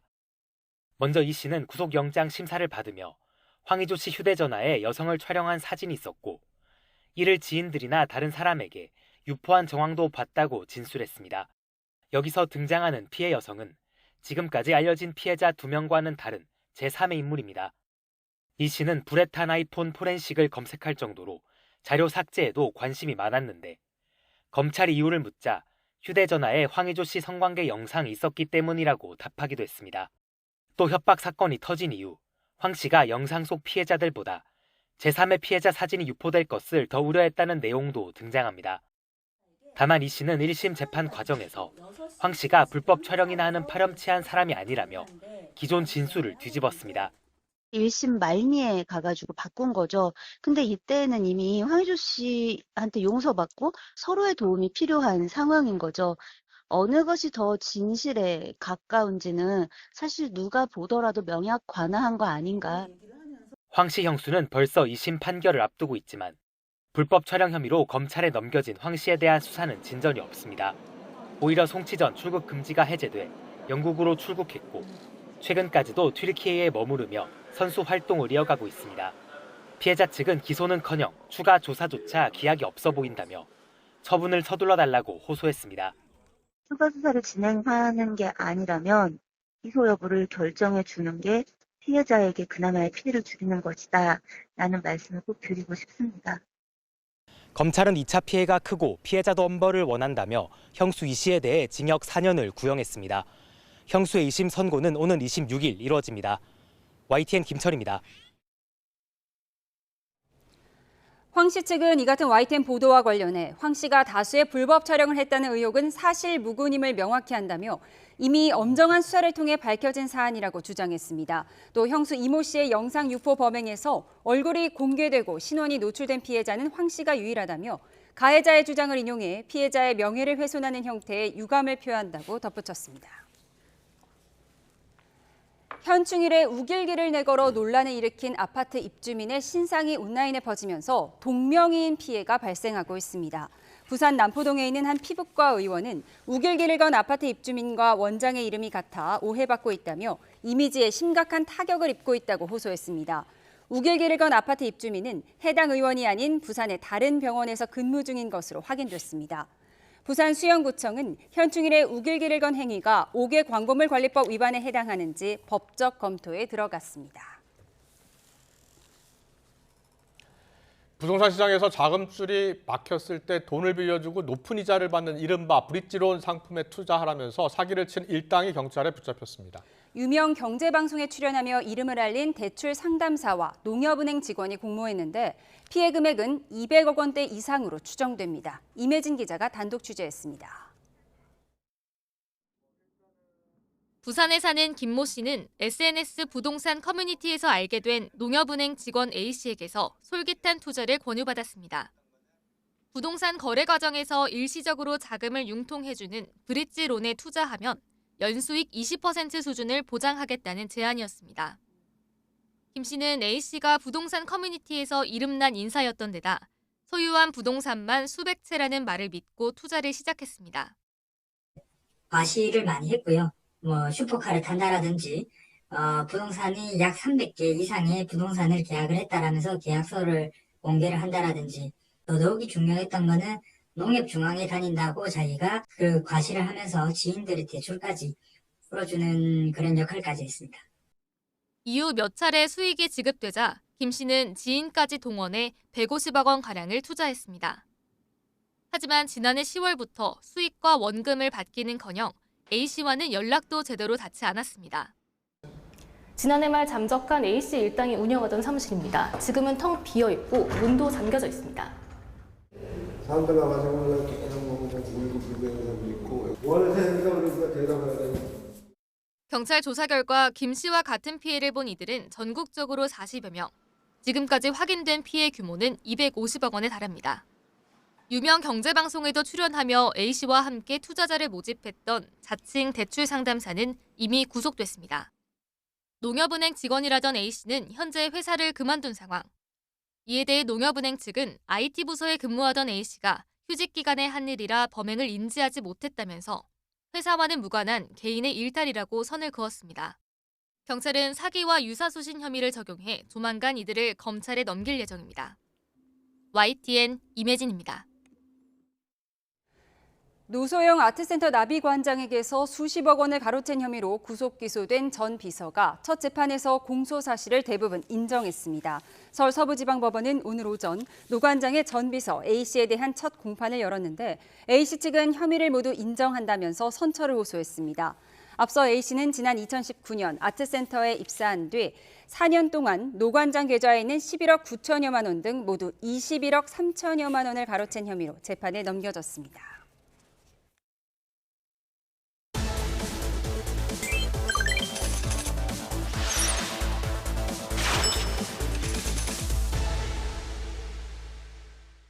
경제픽 시작하겠습니다. 전세금을 받지 못해서 고통에 빠져 있는 전세 사기 피해자들을 돕기 위한 노력이 정부 차원에서 이루어지고 있습니다. 또 일기 신도시 재건축을 위한 선도지구 선정 규모와 방식이 발표된 뒤 해당 지역 주민뿐 아니라 국민적 관심도 커지고 있는데요. 오늘의 경제픽은 먼저 이 두 이슈의 주무부처인 국토교통부 박상우 장관과 함께 자세한 이야기 들어보겠습니다. 어서 오세요. 어서 오십시오. 네, 안녕하십니까. 안녕하세요. 전세 사기가 계속 발생하고 있는데요. 정부가 마련한 구제안의 핵심은 뭐예요? 우선 사시던 집에 예. 계속해서 안정적으로 최장 10년 이상 임대료 걱정 없이 살 수 있게 된다는 것이 핵심이고요. 예. 이제 피해 주택을 LH공사 같은 공공기관에서 경매에 적극적으로 참여하게 합니다. 그래서 경매에서 낙찰 받아가지고 예. 그 주택을 공공임대주택으로 전환하게 되죠. 아. 그렇게 되면 그 주택에 이제 사실 수 있게 되고 예. 그 과정에서 소위 경매 차익이 발생하게 됩니다. 경매 예. 시작가부터 또 최종 낙찰까지 그 경매 차익을 다양한 형태로 돌려드린다는 겁니다. 피해자에게. 피해자에게. 예. 알겠습니다. 네, 기존에도 전세사기 특별법이 있었잖아요. 네. 어떤 부분이 강화된 건가요? 두 가지가 달라졌는데요. 이제 저희가 만든 첫째, 아까 말씀드린 경매 차익을 발생하는 구도를 예. 만들어가지고 그 경매 차익을 실질적으로 피해자에게 되돌려드리는 그런 장치를 마련하겠다는 것이고요. 예. 그리고 이제 경매 과정에서 피해를 구제받지 못하던 불법 건축물에 거주하신다든지 예. 또는 이제 신탁업을 이용한 또 이 사기를 당하신 분들이 있습니다. 그렇죠. 예. 또 이제 이 다가구 주택에 여러 사람이 한꺼번에 거주하는 경우, 네. 이런 경우는 소위 말해서 사각지대가 있었는데 예. 그 사각지대를 없앨 수 있도록 조치를 하겠다는 크게 두 가지가 달라집니다. 그러니까 경매 차익을 돌려드려서 직접 좀 피해 보전을 해드리고. 그렇군요. 예. 일단은 피해자가 10년 동안 추가 부담 없이 살 수 있게 해주겠다는 겁니까? 네네네. 예. 그렇다면 주변 시세하고 비교했을 때는 뭐 50% 이하의 값으로 살 수도 있다고 하던데 그건 뭐예요? 그건 이제 다른 이야기고요. 이거는 이제 이 공공임대주택으로 전환을 하기 때문에 예. 공공임대주택에 임대료가 있지 않겠습니까? 네네. 그 임대료를 받지 않겠다는 것인데 그 받지 않는 재원은 아까 말씀드린 경매 차익이 발생하면 그 경매 차익을 우선적으로 이용을 하고 경우에 따라서 경매 차익이 얼마 되지 않아서 네. 그 10년간 임대를 다 커버하지 못하는 경우가 있습니다. 그럴 경우에는 부득이 재정해서 일부 보조를 재정에서 지원을 하고요. 네. 예, 알겠습니다. 네, 그게 10년 뒤에 더 살기 위해서 이제 한 내용이군요. 10년 이후에 계속 살아야 되겠다 그러면 이제 50% 시세로 저렴한 가격으로 임대를 해드리겠다는 겁니다. 알겠습니다. 네. 그럼 차입금이 남을 경우에는 본인이 가져갈 수 있는 거죠. 이제 10년 뭐 살지 않고 난 중간에 이사를 가야 되겠다. 그럼 그 부분을 정산해서 찾아갈 수가 있는 그런 겁니다. 예. 얼마 전에 그 야당 주도로 통과한 전세사기 특별법하고는 어떻게 다른 거예요? 야당이 이제 통과시킨 안은 기본적으로 이제 피해 당하신 분이 보증금 반환 채권이라는 채권을 가지고 있습니다.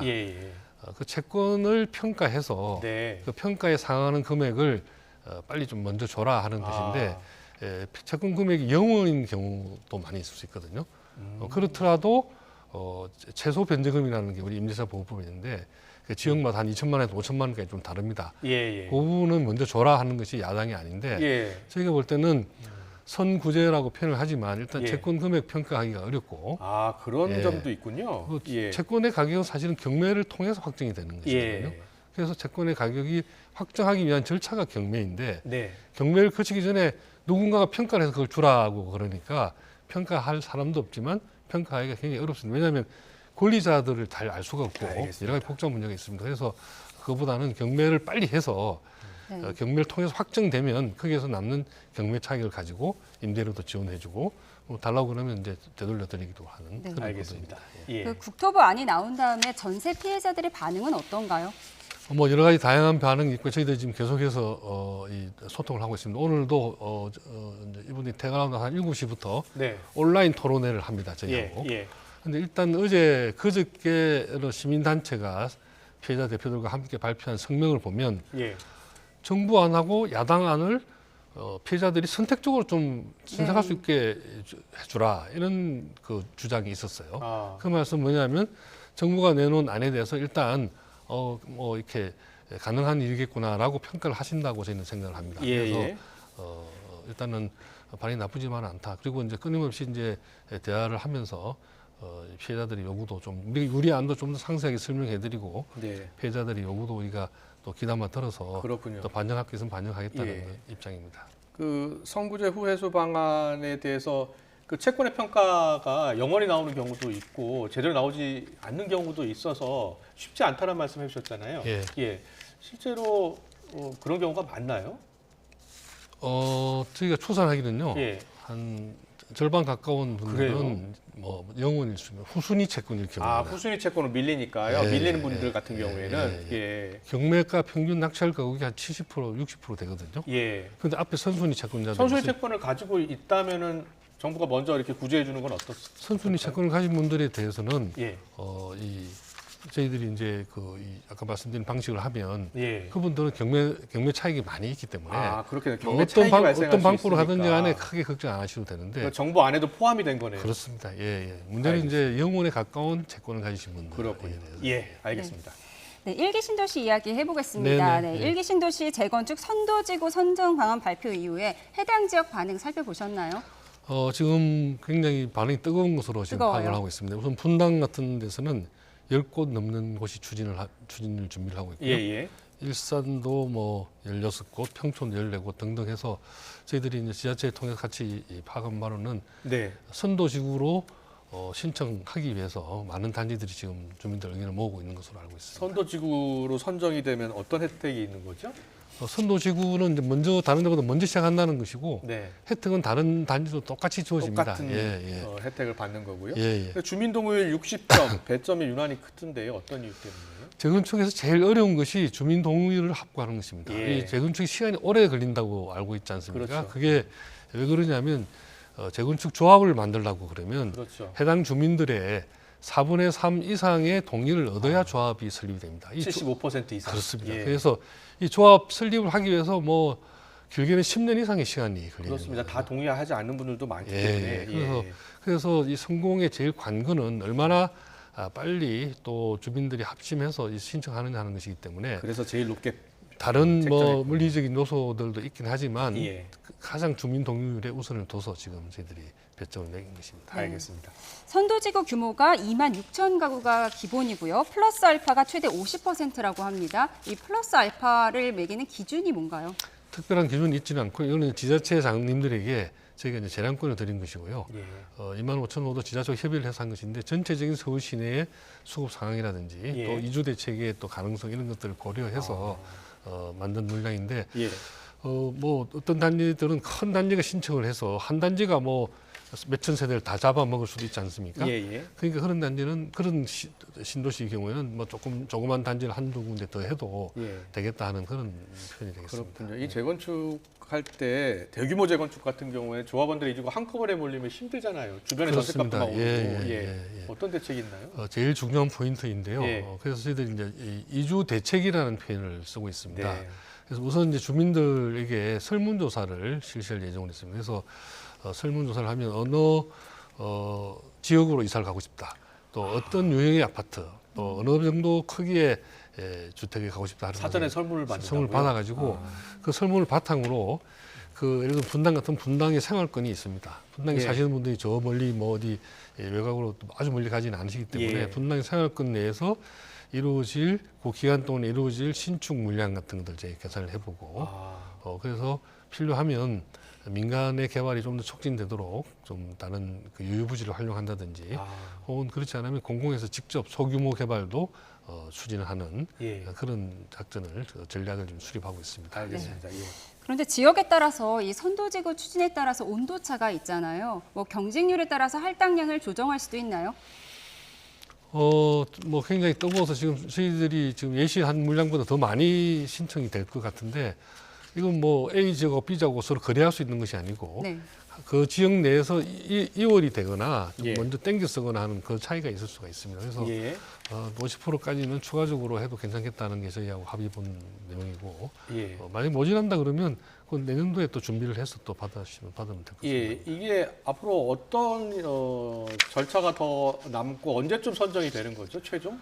최종은 이제 이달 말에 각 지자체별로 최종은 이제 선정 기준을 발표를 합니다. 지자체별로 지난주에 발표한 건 가이드라인이었고요. 국토부 차원의 가이드라인이고 일산 다르고 분당 다르고 평촌 다르기 때문에 해당 시장님들께서 자기 지역 사정을 감안한 지자체별 가이드라인, 선정 기준을 발표하면 그게 이제 최종 가이드라인이 되고 거기에 맞춰가지고 신청을 하시도록 되어 있고요. 그래서 선정이 되면 내년도에 이제 특별정비구역과 특별정비계획을 수립을 합니다. 수립을 하고 그다음에 이제 실제로 사업 인허가는 26년에 받도록 되어 있고 27년 중에 빠른 경우에는 이주와 착공을 하는 계획으로 지금 진행하고 있습니다. 3년 뒤네요? 네. 그게 이제 가능한 것이 아까 말씀드린 대로 대부분 10년도 더 걸리던데 그렇게 와서 그게 다 앞에 주민 동의 받는데 시간을 다 쓰는 거예요. 추진위부터 해서 안전 진단 받고 뭐 조합 만드는데 시간이 다 걸리기 때문에 이거는 이제 저희 특별부에서 안전 진단이 필요가 없습니다. 그렇군요. 추진이 다른 단계도 생략이 돼 있고 바로 선정이 되면 아마 제 생각엔 선도지구 선정되려면 조합 설립 요건에 근접하는 동의율이 있어야 선정될 것이기 때문에 주민 동의율이 제일 중요하겠네요. 그렇습니다. 서둘러서 추진하면 3년 정도 뒤에 발표가 될 것 같은데 건축비가 요새 많이 올랐다면서요?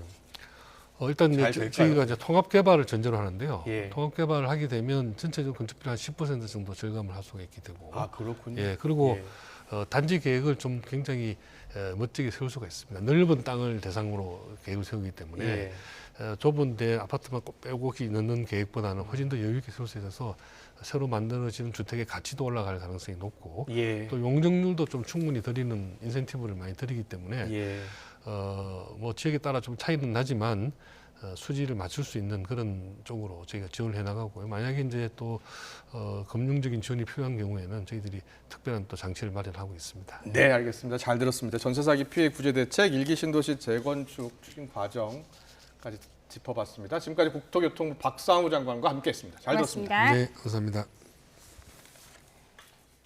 네, 경제부 기자와 함께하는 경제픽으로 이어가도록 하겠습니다. 첫 번째 주제 영상 먼저 보고 오겠습니다.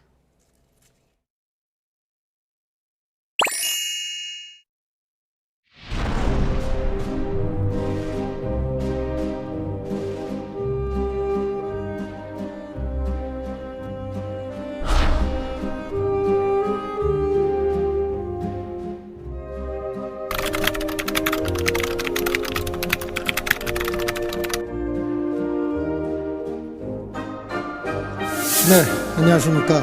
예, 대한상공회사의 최태원입니다.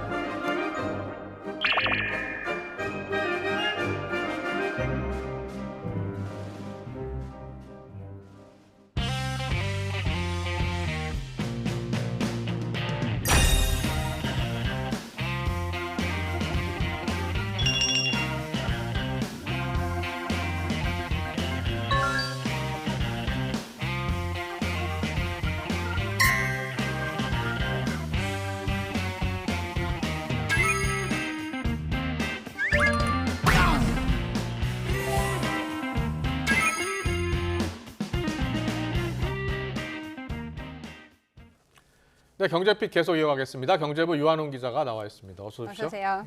네, 영상으로 만나봤는데 최태원 SK그룹 회장 항소심 뒤에 첫 해외 출장에 나섰다고요? 네. 지난 5일날 그 타이완으로 떠났습니다. 예. 그래서 타이완 그 수도 타이베이에서 TSMC 웨이저자 이사회 의장하고 임원들을 만났습니다. 항소심 재판 이후 첫 해외 출장입니다. 그 항소심 이후에 그 경영권 분쟁 가능성까지 거론되는 가운데 이제 해외 출장을 떠난 거에서 관심이 모아지고 있습니다. 그러니까요. 어떤 얘기들이 오갔어요? 네, 그 SK 하이닉스는 아시다시피 그 AI 칩 선두주자인 엔비디아의 4세대 그 HBM을 사실상 독점 납품하고 있는 회사입니다. 당연히 이 분야 협력과 관련된 얘기가 오고 갔을 것으로 알려지고 있고요. 최 회장은 이 자리에서 인류에 도움이 되는 AI 시대 초석을 함께 열어가자고 제안을 했다고 합니다. 또 SK 하이닉스는 6세대 HBM부터 TSMC 공정을 이용을 하고 내년부터 양산에 들어간다는 계획입니다. 또 지금 타이베이에서는 아시아 최대 IT 전시회인 컴퓨텍스라는 전시회가 열리고 있습니다. 여기서 SK 하이닉스가 지난 3월부터 엔비디아에 공급하고 있는 5세대 HBM이 이목을 끌었다고 합니다. 그렇군요. 오늘 SK 하이닉스 주가가 많이 올랐던데요? 예, 많이 올랐습니다. 7%가 급등을 해가지고 지난달 29일 이후에 5거래일 만에 20만 원대로 회복을 했습니다. SK 하이닉스가 사실상 그 HBM을 독점 납품하고 있는 엔비디아 주가도 오늘 새벽에 5% 이상 올랐습니다. 시가총액이 3조를 넘어가지고요. 애플을 제치고 시가총액 2위가 됐습니다. 시가총액 1위인 마이크로소프트하고 시가총액 격차가 1,400억 달러밖에 나지가 않습니다. 그런데 최태원 회장 이번 출장이 항소심 뒤 첫 공식 행보인가요?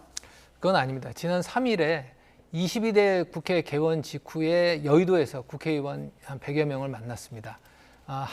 대한상공회의소 회장 자격으로 22대 국회의원들을 환영하는 리셉션을 진행을 한 겁니다. 최 회장은 이 자리에서 환영사도 했고요. 국회에 당부하는 제안서를 전달하기도 했습니다. 네, 계속해서 두 번째 소식 보겠습니다.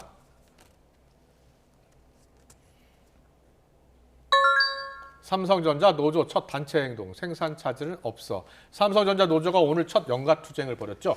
네, 오늘은 그 삼성의 고 이건희 회장이 독일 프랑크푸르트에서 마누라와 자식만 빼고 다 바꿔라고 했던 그 신경영 선언이 있은 지 31주년이 되는 날입니다. 이 뜻깊은 날 삼성전자 사내 최대 노조인 전국 삼성전자 노동조합이 하루 연차를 소진하는 방식으로 연차 투쟁을 벌였습니다. 참여 인원은 공개되지 않았는데요. 조합원 수는 전체 22%인 28,000명 정도가 됩니다. 징검다리 연휴를 맞아가지고 원래 연차를 계획했던 분들이 많았기 때문에 생산 차질은 없는 것으로 전해지고 있습니다. 내부 집계 결과로는 오늘 연차를 쓴 비율이 지난해 현충일 연휴 때보다는 적었던 것으로 전해지고 있습니다. 조합 측 입장을 한번 직접 들어보시겠습니까? 인터뷰를 한 게 있습니다. 앞으로 계속 사측에서 변화 없이 온다라고 하면 저희는 총파업을 목표로 해가지고 쭉 차근차근 밟아 나갈 겁니다. 지금 오늘은 뭐 1일 연차 파업이지만 추후에는 뭐 그게 점점 이제 수위가 올라가는 형태가 되지 않을까 생각을 하고 있습니다. 네, 현재 그 사측하고 조합 측은 지난달 28일 이후에 이제 교섭이 결렬된 상태입니다. 아직 그 일정을 잡지 못하고 있는 상태입니다. 네, 앞서 SK 하이닉스 주가는 급등했다고 전해주셨는데 삼성전자 주가는 어땠나요? 뭐 이런 영향인지는 모르겠는데요. 상승으로 출발했지만 하락과 상승을 반복하면서 결국 소폭 하락으로 마감했습니다. 종가는 어제보다 0.13% 하락한 77,300원이었습니다. 삼성의 위기의식이 고조되는 가운데 이재용 회장은 2주간의 미국 출장길에 올랐습니다. 네, 세 번째 소식 보겠습니다. 캐나다와 유럽도 기준금리 인하, 미국은 9월 이렇게 했는데요. 지금 뭐 유럽이 기준금리 인하했습니까? 네. 캐나다가 지난 5일이죠. 예. G7 국가 중에서는 처음으로 금리 인하를 단행을 했고요. 하루 뒤인 6일 유럽 중앙은행인 ECB가 기준금리 인하에 동참을 했습니다. 예. 올해 들어서 기준금리 인하를 단행하는 국가들이 속속 늘어나고 있습니다. 지난 3월에는 스위스가 그 기준금리를 인하를 했고요. 지난달인 5월에는 스웨덴이 기준금리를 인하를 했습니다. 영국 중앙은행이 오는 20일 금리를 결정할 예정인데요. 현재 인하할 가능성이 높은 것으로 전해지고 있습니다. 네, 미국을 제외하고는 다 인하 분위기인 것 같은데요. 미국은 언제쯤 금리 인하를 할까요? 네, 우리나라 금리하고도 밀접한 관계가 있기 때문에 궁금해하시는 분들이 많으실 텐데요. 미국 중앙은행인 연방준비제도, 연준에 남아있는 FOMC, 연방공개시장위원회 회의가 모두 5번입니다. 6월, 7월, 9월, 11월, 12월입니다. 시장에서는 7월하고 12월 사이에 인하가 있을 가능성이 크다고 보고 있는데 그중에서도 9월 가능성이 매우 높다고 관측되고 있습니다. 시장 전문가들의 금리 전망을 하는 그 패드워치 툴이라는 게 있습니다. 이 패드워치 툴은 9월 인하 가능성을 55.7%로 가장 높게 보고 있는데요. 다만 최근 발표된 데이터가 이제 경기 전망에 대해서 혼재된 신호를 보내고 있어서 연준 내에서도 신중론이 아직까지는 만만치 않은 상태입니다. 네, 오늘의 경제픽 잘 들었습니다. 유한홍 기자와 함께했습니다. 고맙습니다. 고맙습니다.